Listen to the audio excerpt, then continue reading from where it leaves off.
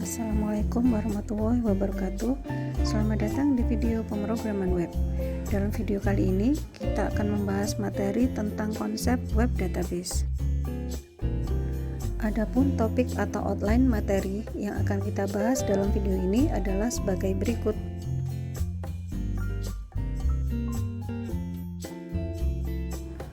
Untuk materi yang pertama yaitu konsep database. Apa sih database itu? Di dalam pemrograman web, tentu erat kaitannya dengan yang namanya database, karena database adalah sekumpulan data atau informasi dari sebuah objek yang merupakan konten atau isi dari sebuah website, supaya konten dari website tersebut bersifat dinamis. Sedangkan DBMS adalah sebuah sistem atau aplikasi yang tugasnya mengelola database yang sudah dibuat serta menjalankan setiap perintah atau operasi yang dilakukan oleh user terhadap setiap objek dari database tersebut. Nah, contoh ilustrasinya adalah sebagai berikut. Kita ambil salah satu contoh website e-commerce yaitu Shopee. Data atau informasi produk yang ada di website tersebut awalnya diinput oleh user melalui form input. Kemudian data ini diolah oleh sebuah aplikasi yang dikembangkan oleh seorang programmer. Oleh aplikasi ini, data tersebut diolah dan disimpan ke dalam sebuah database.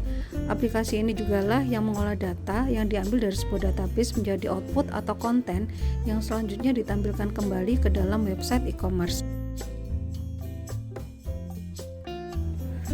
Topik selanjutnya adalah fungsi dari database. Berdasarkan ilustrasi tersebut, kita bisa menyimpulkan fungsi dari database dalam pemrograman web, antara lain adalah sebagai berikut.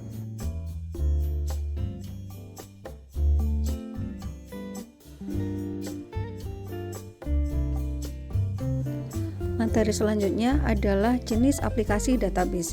Kita mengenal 3 jenis aplikasi database, antara lain adalah yang pertama operasional database. Contohnya adalah JSON atau JavaScript Object Notation. Yang kedua adalah XML atau Extensible Markup Language.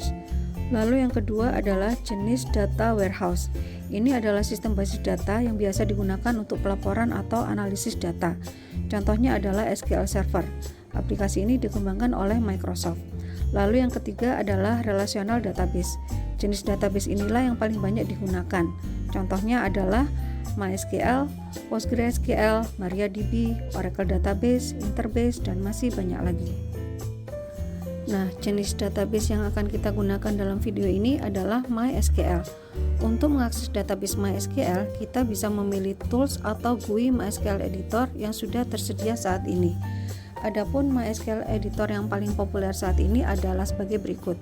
Yang pertama, DB4 Studio for MySQL, lalu ada lagi MySQL Workbench, PHPMyAdmin, HiDSQL, Navigate, SQL Yoke, dan masih banyak lagi. Dalam video ini kita akan menggunakan PHPMyAdmin yang sudah otomatis terinstall ketika kita menginstal XAMPP.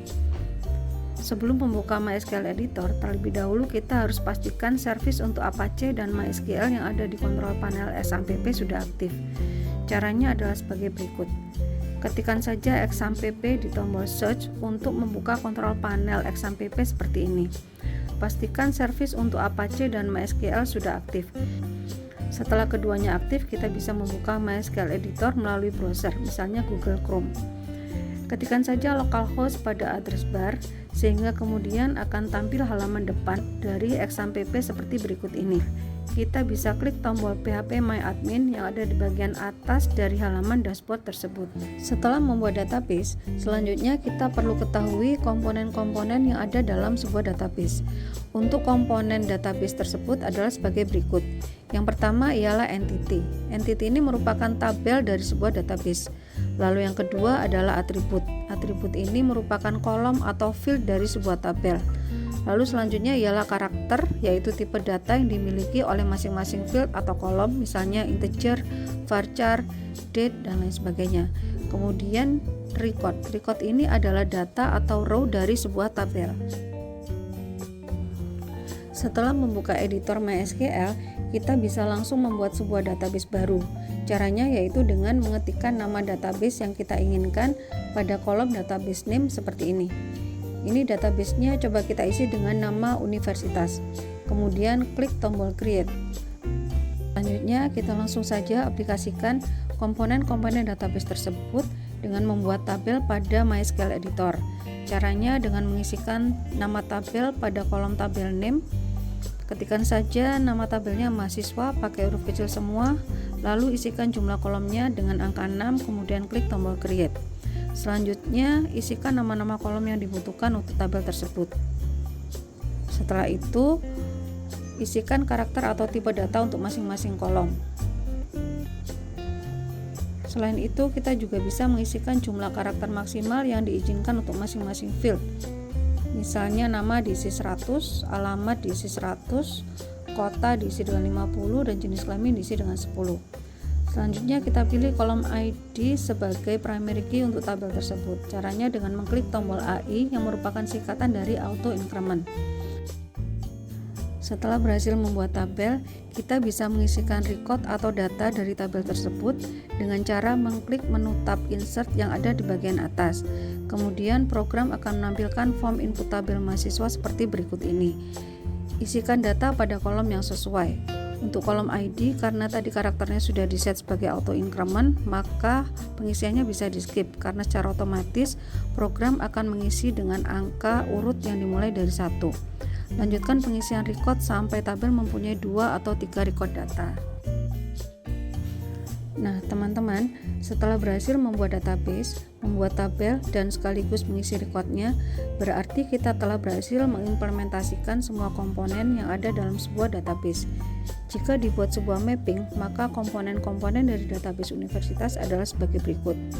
Ini adalah database-nya, yaitu universitas, sedangkan ini adalah entity-nya, yaitu tabel mahasiswa, sedangkan ini adalah atribut atau field-nya, yaitu ID, NPM, nama, alamat, kota, dan jenis kelamin. Sementara ini adalah karakter atau tipe datanya. Selanjutnya kita akan mencoba untuk mengoperasikan data yang ada dalam sebuah database. Bahasa atau perintah yang digunakan untuk mengoperasikan database ini biasa disebut dengan istilah transact SQL. Ada 2 jenis perintah SQL yang akan digunakan dalam video ini, yaitu Data Definition Language atau DDL yang terdiri dari perintah create, alter, drop, dan show. Lalu yang kedua adalah DML atau Data Manipulation Language yang terdiri dari perintah insert, update, delete, dan select. Namun yang akan kita bahas dalam video ini adalah perintah DML, karena DML inilah yang biasa disisipkan dalam kode program untuk menghubungkan database dengan halaman web melalui skrip PHP. Untuk perintah DDL-nya, kita bisa memanfaatkan GUI yang sudah disediakan oleh MySQL Editor. Oke, DML yang pertama adalah insert tabel. Untuk menjalankan perintah DML ini, klik tab menu SQL di bagian atas MySQL Editor, lalu klik tombol insert. Secara otomatis program akan menampilkan sintak perintah sebagai berikut. Insert into nama tabel, misalnya mahasiswa, lalu disebutkan nama-nama kolomnya seperti ID, NPM, nama, alamat, kota, dan jenis kelamin. Karena ID sudah diset sebagai auto increment, maka kolom ID tidak perlu lagi dituliskan. Setelah mengisikan data-datanya, silakan klik tombol Go yang ada di bagian bawah untuk mengeksekusi perintah tersebut. Untuk melihat hasilnya, silakan klik pada nama tabel yang dimaksud. Untuk DML selanjutnya adalah perintah select. Perintah ini digunakan untuk menampilkan data dari sebuah tabel dengan atau tanpa kondisi sesuai dengan yang kita butuhkan. Ini adalah contoh perintah select untuk menampilkan data dari seluruh mahasiswa tanpa kondisi. Maka yang tampil adalah seluruh data mahasiswa. Kita bisa memberikan kondisi atau parameter setelah klausa where. Misalnya select bintang from mahasiswa, where kota sama dengan Surabaya. Maka yang tampil hanyalah data mahasiswa yang ada di kota Surabaya. Contoh selanjutnya adalah select bintang from mahasiswa, where nama, like U, kemudian persen, untuk menampilkan data mahasiswa yang nama depannya diawali dengan huruf U. Demikianlah teman-teman materi kita untuk pemrograman web dengan topik konsep database. Semoga bermanfaat ya, dan jangan lupa untuk terus menonton dan mendukung konten kami dengan cara komen, like, and subscribe. Terima kasih.